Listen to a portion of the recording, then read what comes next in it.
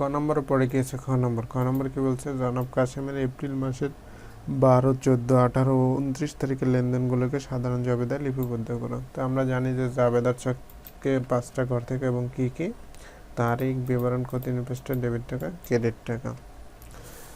আর যেহেতু এই প্রতিষ্ঠানের মালিককে জনাব কাসেম, আমরা এখানে লিখব জনাব কাসেম, আমরা করবো কি সাধারণ জাবেদা, এই জন্য লিখে দেবো জাবেদা। দেখে না, তো প্রথমে আমরা চলে যাই 12 তারিখে, যেহেতু আমাদের তারিখ উল্লেখ করে দিয়েছে। 12 তারিখ কি বলছে, কামালের নিকট 15,000 টাকার পণ্য বিক্রয়। তাহলে এটার জন্য আমাদের জাবেদা কি হবে, দেনাদার হিসাব আগে তারিখ দিয়ে আমরা 2016 এপ্রিল 12, আমরা কি লিখবো, দেনাদার হিসাব, ব্র্যাকেটে কি লিখবো, কামাল, দেনাদার হিসাব কি ডেবিট,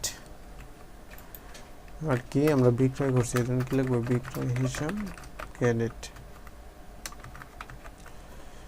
আমরা দেনাদার হিসাব ডেবিট লিখলাম, বিক্রয় হিসাব কি হলো, ক্রেডিট হলো। আমাদের কত টাকা বিক্রয় করছি আমরা, 15,000 টাকা। তাহলে আমরা ডেবিট কলামে বসাবো 15,000 টাকা এবং ক্রেডিট কলামে কি করব, 15,000 টাকা বসাবো।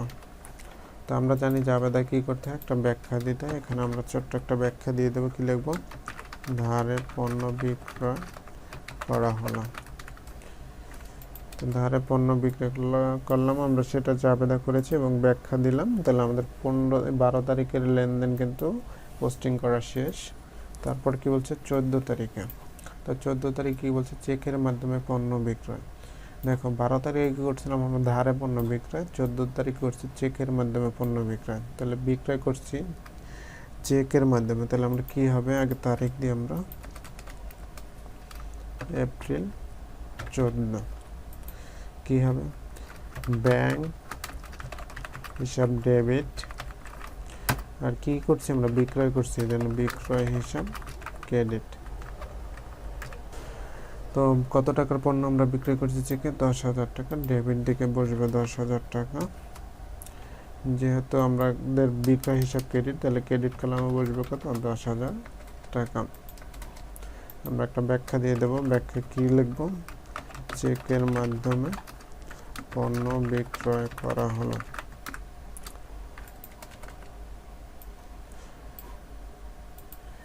চোদ্দ তারিখের পরে কি আছে আমাদের, 18 তারিখ। 18 তারিখ কি বলছে, দেনাদারের 2,000 টাকা আদায় যোগ্য নয়। তো এটা যদি আমরা জাবেদা করি কি হয়, অনাদায়ী পাওনা হিসাব ডেবিট হয়ে যাবে। কত, 18 তারিখ। যেহেতু আমরা এই টাকাটা কি দেনাদার নিকট থেকে পাবো না, আদায় যোগ্য নয়, এই জন্য অনাদায়ী পাওনা হিসাব ডেবিট।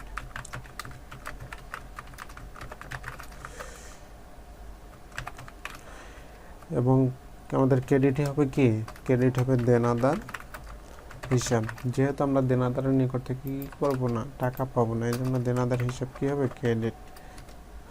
এবং ক্রেডিট কলাম কি লিখবো, 2,000।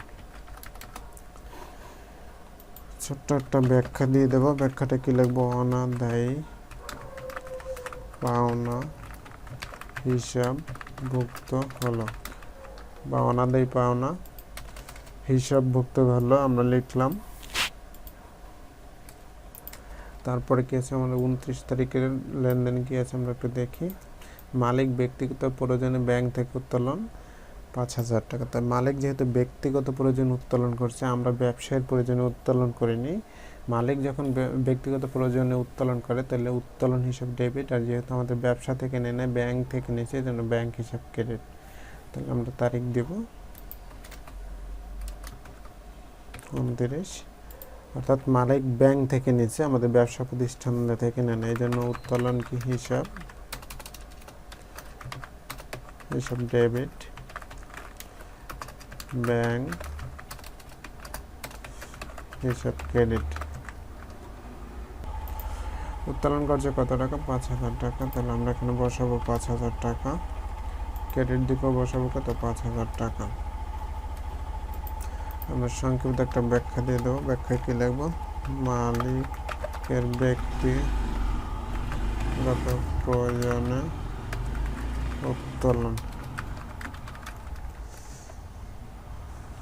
ব্যক্তিগত প্রয়োজনে কি লিখবো, ব্যাংক থেকে উত্তোলন, যেহেতু ব্যাংক থেকে উত্তোলন করছে তো আমাদের বলেছিল উদ্দীপকে 12, 14, 18, 29 তারিখ লেনদেনগুলো সাধারণ জাবেদা লিপিবদ্ধ করলাম। আমরা সেগুলা সাধারণ জাবেদা লিপিবদ্ধ করেছি। তো এখন আমরা যেটা করব সেটা হচ্ছে যোগ করে দেব। যোগ করলে আমাদের কত হয় আমরা একটু দেখি। 15,000 যোগ হচ্ছে 10,000 যোগ 2,000 যোগ 5,000, টোটাল হচ্ছে 32,000 টাকা। তাহলে আমরা এখানে লিখে দেবো 32,000 টাকা।